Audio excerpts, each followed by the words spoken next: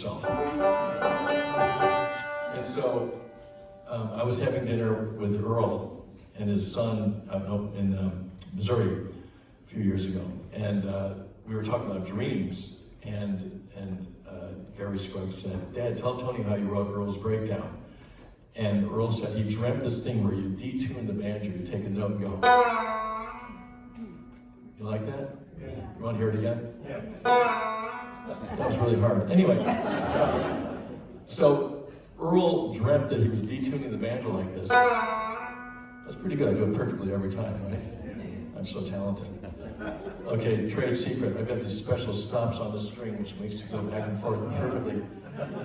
It's like a magician telling you a trick. Anyway, but when Earl came up with this idea in 1952 or thereabouts, he did it by ear. He didn't have the special tuner. He just did it by ear. And so the tune goes like this.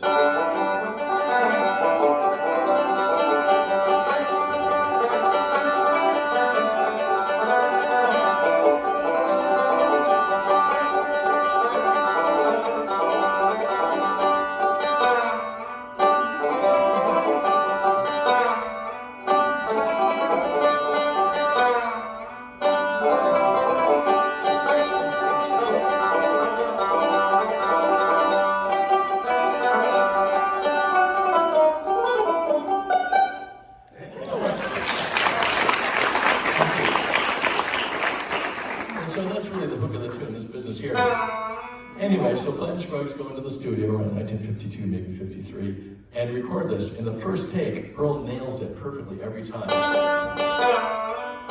And it's really hard to do by ear. He didn't have the fancy tuners that I've got here. And so the fiddle player said, "Oh wait, I didn't like my fiddle break." Okay, so they do a second take, and the fiddle player, "Yeah, that's great, I loved it." So the next day, Earl Scruggs calls up the engineer and says, "Look, I don't care about that dang fiddle player.